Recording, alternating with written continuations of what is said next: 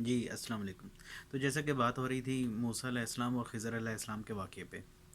تو اس میں یہ چیز بھی نوٹ کرنے کی ہے کہ جو موسیٰ علیہ السلام ہیں وہ سب سے زیادہ جس نبی کا ذکر قرآن مجید میں کیا گیا ہے وہ موسیٰ علیہ السلام ہیں۔ اور ان حضرات کے بارے میں بات ہو رہی تھی کہ جو چاہتے ہیں کہ وہ صرف اس واقعے کو ایک ایسی شکل دیں کہ بتائیں کہ اس میں جتنے بھی واقعات کا ذکر کیا گیا ہے وہ صرف اور صرف موسیٰ علیہ السلام کو تقدیر کا علم سکھانے کی خاطر کیا گیا ہے، جو کہ نہایت ہی نامناسب بات ہے کہ آپ ایک نبی کے بارے میں یہ کہہ رہے ہیں کہ اس کو تقدیر پہ شک ہے۔ اگر آپ اس چیز کا جائزہ لیں تو قرآن مجید میں جو واحد نبی ہے جس سے اللہ تعالیٰ نے خود کلام کیا وہ کون ہے؟ وہ موسیٰ علیہ السلام ہے۔ تو اگر صرف تقدیر کا علم ہی سکھانا تھا وہ تو موسیٰ علیہ السلام خود بھی آگے سکھا سکتے تھے، موسیٰ علیہ السلام کو اللہ تعالیٰ بھی سکھا سکتا تھا کلام کر کے۔ اگر موسیٰ علیہ السلام کو ہی دیکھ لیا جائے تو موسیٰ علیہ السلام وہ شخص ہیں جو اپنی قوم کو کہہ رہے ہیں یا قومی ان کنتم آمنتم باللہ و علیہ توکلتم ان کنتم مسلمین، کہ تم اللہ پہ توکل کرو، سب کچھ کرنے والا اللہ ہی ہے۔ تو اگر صرف تقدیر کا ہی علم سکھانا تھا تو وہ صرف موسیٰ علیہ السلام کو ہی سکھانا تھا، یا نعوذ باللہ موسیٰ علیہ السلام کو تقدیر کا علم کے بارے میں نہیں پتہ تھا؟ تو یہ بہت ہی نامناسب بات ہے، یہ جو حضرات یہ بات کرتے ہیں کہ نہیں نہیں وہ تقدیر کا علم سکھایا گیا تھا، جبکہ اگر ہم صحیح بخاری کے اندر ہی اگر صرف اس واقعے کو دیکھ لیں جو میں آپ کے سامنے اس طرح سے رکھ دیتا ہوں کہ صحیح بخاری میں اگر آپ پڑھیں تو جس طرح میں نے آپ سے پہلے بھی ذکر کیا تھا کہ حضرت موسیٰ علیہ السلام جو ہیں ایک خطبہ دے رہے تھے اور ایک شخص بنی اسرائیل میں سے کھڑا ہوا اور اس نے کہا کہ اے موسیٰ علیہ السلام یقیناً آپ اس روئے عرضی پہ سب سے زیادہ علم والے شخص ہیں، اور موسیٰ علیہ السلام نے بھی کہہ دیا کہ ہاں یقیناً میں ہی سب سے زیادہ علم والا ہوں، جبکہ انہیں کہنا چاہیے تھا کہ نہیں، اللہ تعالیٰ جو ہے سب سے زیادہ علم والا ہے۔ اس چیز کے لیے موسیٰ علیہ السلام کو اللہ تعالیٰ نے کہا کہ نہیں، ایک اور شخص ہے جو آپ سے زیادہ علم والا ہے، اور اس کی تلاش میں موسیٰ علیہ السلام نے اللہ تعالیٰ سے کہا، گزارش کی کہ میں اس شخص سے ملنا چاہتا ہوں۔ تو اللہ تعالیٰ نے ان سے کہا کہ تم ایک ایسا کرو کہ ایک مچھلی لے لو، بھنی ہوئی مچھلی، اور اس کو اپنے ساتھ سفر میں رکھ لو۔ جس وقت وہ بھنی ہوئی مچھلی جو ہے تمہارے جو ہے نکل کے سمندر میں راستہ بنا لے تو وہ مقام ہے جہاں پہ وہ شخص تمہیں ملے گا، اور وہ مقام کون سا ہوگا؟ جو کہ جہاں پہ دو علم کے دریا مل رہے ہیں، جس طرح کہ ہم نے پہلے بات کی پچھلی ویڈیو میں کہ وہ دو علم کے دریا جو ہیں وہ بیسیکلی دو علم کے دریا ہیں، نہ کہ دو فزیکل دریا ہیں، اور ایک سائنٹیفک نالج اور ایک روحانیت کا علم، یہ دونوں مل کے جو ہے ایک انسان کی مکمل تشخیص کرتے ہیں۔ جب موسیٰ علیہ السلام اس سفر پہ چلتے ہیں تو اپنے ساتھ اپنے شاگرد کو بھی لے لیتے ہیں، اور راستے میں جب وہ چلتے جاتے ہیں تو ایک چٹان کے پاس جو ہے نا وہ آرام کے لیے رکتے ہیں، جہاں کہ موسیٰ علیہ السلام کی آنکھ لگ جاتی ہے،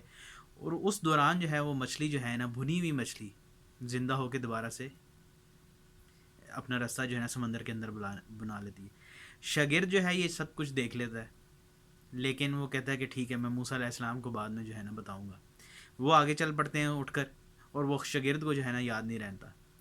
اور وہ موسیٰ علیہ السلام جب اس چٹان سے آگے چل پڑتے ہیں، یہاں تک تو ذکر ہے حدیث کے اندر کہ وہ یہ الفاظ ملتے ہیں کہ جب وہ چٹان سے آگے چلے تو ان کو تھکاوٹ ہوگی، لیکن وہ تھکاوٹ کیوں ہو گئی اس منزل سے آگے جانے کے بعد؟ اس کے لیے آپ کو جو ہے حکمت چاہیے، جو کہ بزرگوں نے بھی بیان کی ہے کہ وہ اس وجہ سے تھکاوٹ ہوگی کہ اب وہ اس منزل سے آگے چلے گئے تھے، وہ منزل مقصود جس تک اللہ تعالیٰ چاہتا تھا کہ وہ پہنچے، جب وہ اس سے آگے چلے گئے تو ان کو جو ہے نا اس سفر کی تھکاوٹ ہونے لگی، اور انہوں نے اپنے شاگرد سے کہا کہ وہ کھانا لے کر آؤ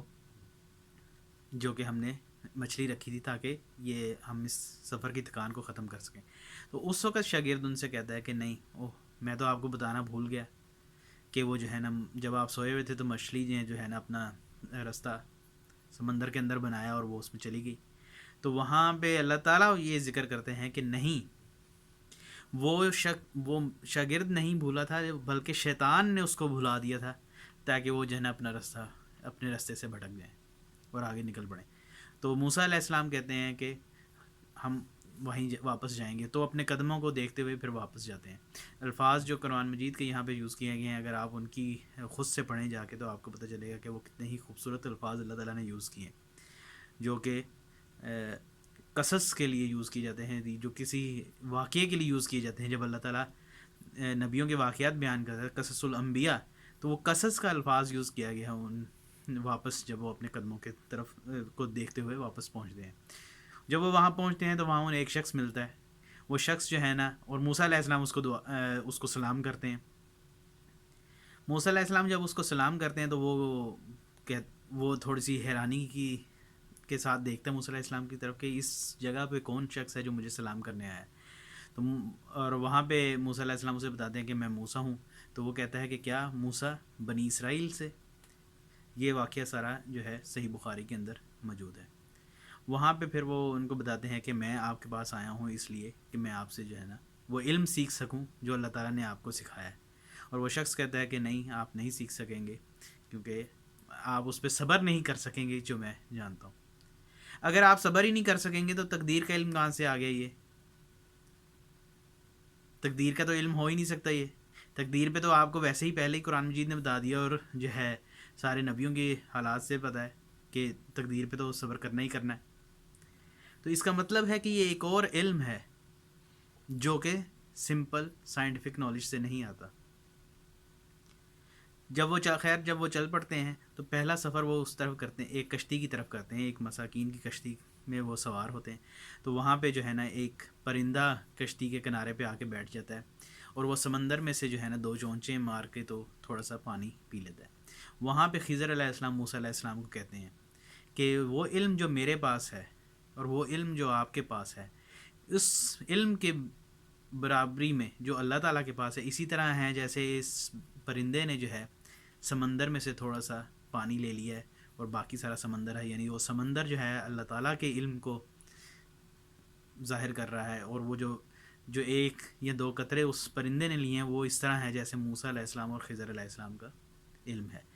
اور یہ علم کہاں پہ موجود ہے؟ اس کی علم کی ایک جھلک جو ہے وہ قرآن مجید میں موجود ہے. وہ علم جو ہے وہ قرآن مجید کے اندر بھی ہے. اس لیے اس قرآن مجید کا جو علم ہے وہ بھی نہ ختم ہونے والا ہے کہ ہر شخص آئے گا اور وہ ہر شخص اس کتاب کی آیات میں دیکھے گا اور اس میں سے ایک نیا علم نکالے گا. تو اس سے ریلیٹڈ میں پھر آپ کو اگلی ویڈیو میں مزید بتاؤں گا کہ کس طرح سے یہ سورت کے اندر کس طرح سے لوکیٹڈ ہے، سورت میں کس جگہ پہ ہے،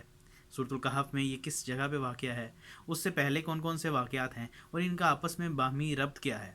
اگر آپ اس کو سمجھ جائیں گے تو آپ کو یہ پتہ چلے گا کہ نہیں، یہ واقعہ صرف یہ نہیں بتا رہا یہاں پہ کہ نہیں وہ تقدیر کا علم تھا اور بس یہ بتایا گیا کہ جو ہو رہا ہے اچھے کے لیے ہو رہا ہے، اس کے علاوہ کوئی علم نہیں ہے، وہ اٹھا کے باقی سب پھینک دو.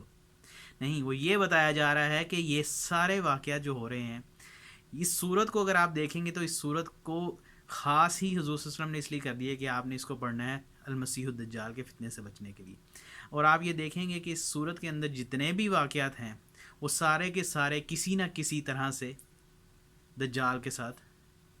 جا کے مل جاتے ہیں، یا ان کا لنک اس کے ساتھ بنتا ہے، یا ان کا ربط اس کے ساتھ ملتا ہے. اور اس میں سب سے بڑی بات جو دیکھنے کی ہے کہ اس پوری صورت میں دجال کا ورڈ تو کہیں بھی نہیں ہے، لیکن حضور صلی اللہ علیہ وسلم پھر بھی کہہ رہے ہیں کہ اس کو جو ہے اس کی پہلی 10 آیات کو پڑھو یا آخری 10 آیات کو پڑھو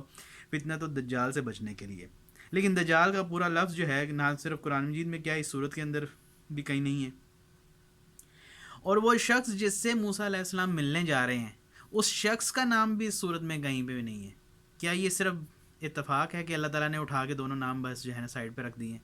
یا ان کا کوئی ربط ہے کہ اس کا نام بھی نہیں دیا اور اس کا نام بھی نہیں دیا، کہ دجال کا نام بھی نہیں ہے اور خضر کا نام بھی اس صورت میں نہیں ہے لیکن دونوں کا ذکر اس صورت کے اندر ہے؟ اس چیز پہ ہم اگلی ویڈیوز میں چل کے بات کریں گے اور پھر دیکھیں گے کہ یہ کس طرح سے آپس میں ان کا ایک ربط ہے، ان کا ایک سیکوینس ہے. السلام علیکم ورحمۃ اللہ.